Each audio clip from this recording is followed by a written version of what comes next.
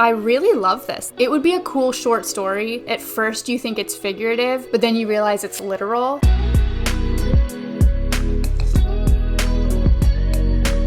Hey, it's Megan. Welcome back to On Writing. If you're new here, I'm a writer, fiction editor, and writing coach. Today we're looking at another requested song off of Taylor Swift's Evermore album, and I'm really excited to check this out. So far, I've really liked, I think, all of the songs from Evermore that I've looked at, except for Evermore, ironically, but I did like the beginning of it.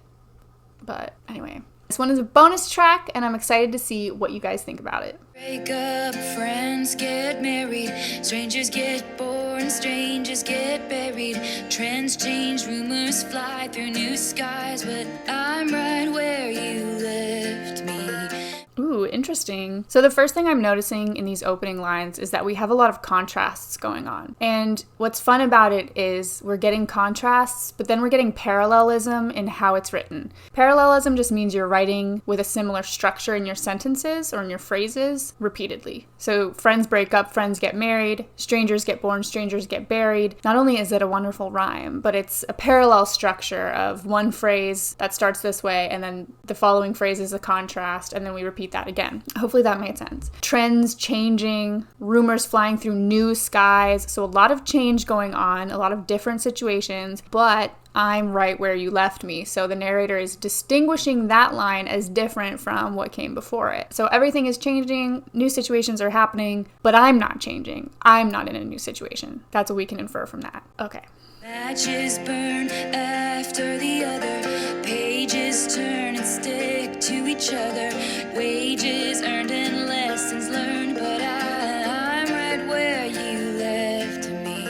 Wow, I like this a lot because it reads a lot like a poem. Matches burn after the other. Matches burn after the other. Matches burn after the other makes me think of like one match burning, connecting to the next match, and then it burns that match, and then it burns the next match. Like they're burning one after the other. Pages turn and stick to each other. That's a really cool line. I like that a lot, not just because it's like book related, but the idea of pages turning, but they're sticking to one another, so you're not going to get the whole story because you're skipping pieces, or in order to get that part of the story, you have to like peel the pages apart and maybe you'll rip them. I just like the image that creates. Things are changing, but this person is not. Something is staying the same for this person. What is it, I wonder? We don't know yet. I'm still at the restaurant, still sitting in a corner I haunt, cross-legged in the dim light, they say what a sad sight.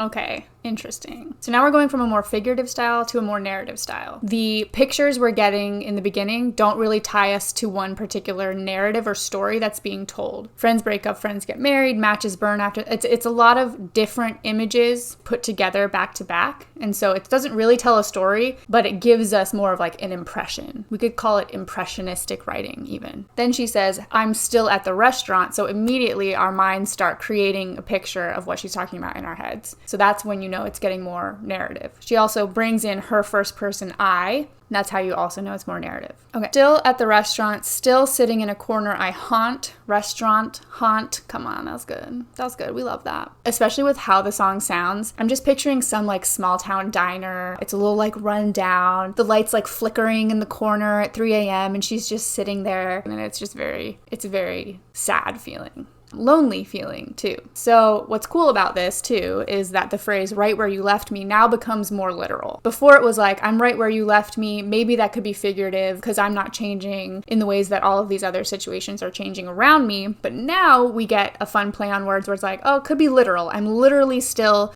at the place where you left me. So that's cool. I swear you could hear a hairpin drop right when I felt the moment stop. Glass shattered on the white cloth, everybody moved on. So that's a great little triplet of lines there. We've got hairpin drop, moment stop, white cloth. So a direct rhyme, an indirect rhyme. But it's really one phrase or one idea pulled all together. She's painting a picture of that exact moment, and you get a sense that like everything stopped. It was so quiet you could hear a pin drop, a hairpin, and glass shattered on the white cloth. That actually brings to mind Champagne Problems, where she says, "Your heart was glass, I dropped it." I think it's like, I'm picturing someone holding their glass and they like squeeze, they're so shocked they squeeze it and it bursts, or they're holding it up and then it drops and shatters. So there's this moment of surprise and shock and everything freezes. Dust collected on my pinned up hair. They expected me to find somewhere some perspective, but I sat and stared right where you left me. That's interesting. Okay. Dust collected on my pinned up hair. So I like that connection there to the hair pin drop. My pinned up hair, it also gives it maybe a little bit of a retro feel. They expected me to find somewhere, some perspective, but I sat and stared. So I like the idea of she's been there so long that dust is starting to collect on her. Like she's literally has not moved on. Literally.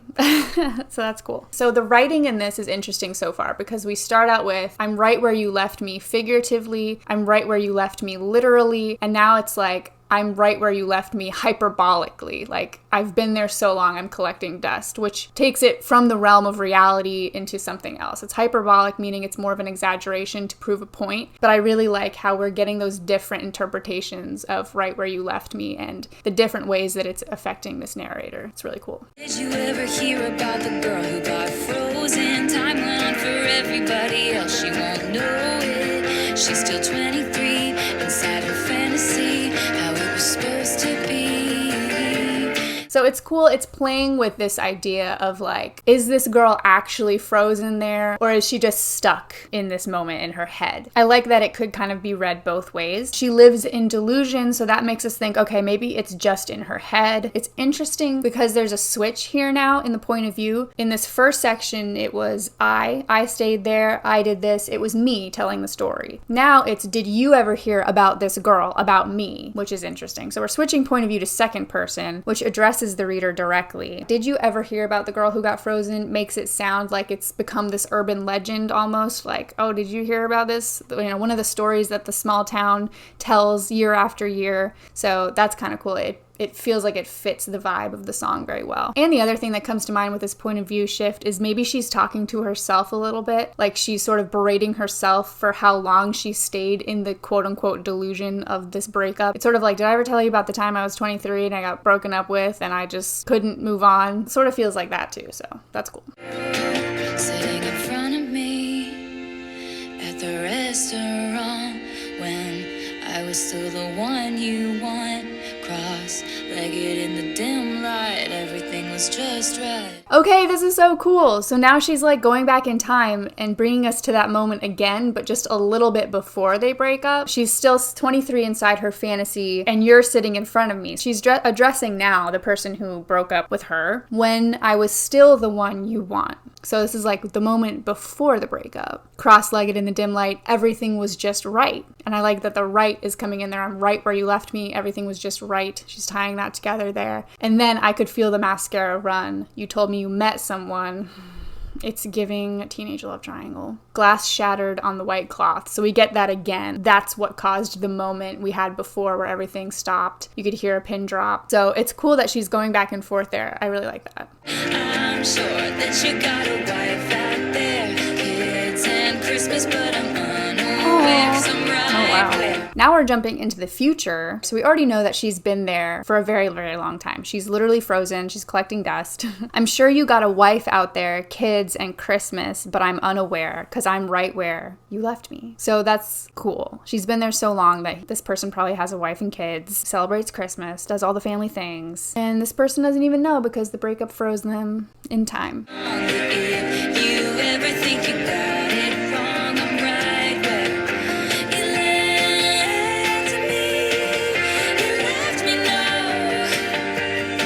You left me now. No choice but to Is this what we would call a tragic bop? Let me know. If our love died young, I can't bear witness. That's interesting. I like that line. I think that line really draws out the theme of the song. Like, if our love died young, I can't bear witness to that because I'm pausing. I am not accepting that that's what happened so that I can move on. Maybe even paused mid-breakup, and that's where she stays. So she can't bear witness to the fact that their love died young because she's not letting herself move on and look at it retrospectively, which is interesting. Also fun to think about because it's like she's frozen, but she's still talking about what happened, and she can't get out of that.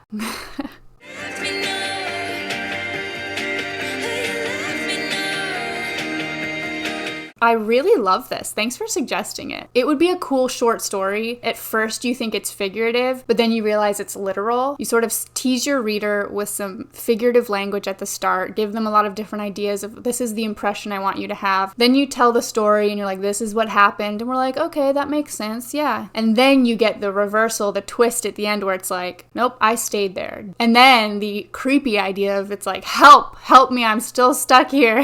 You could flesh that out into a short story for sure. Okay, that was right where you left me. That was so fun. Thank you for suggesting that. You know who you are. As always, thank you so much for watching. It was really good to see you, and I hope you have a great rest of your day. And I will see you next time.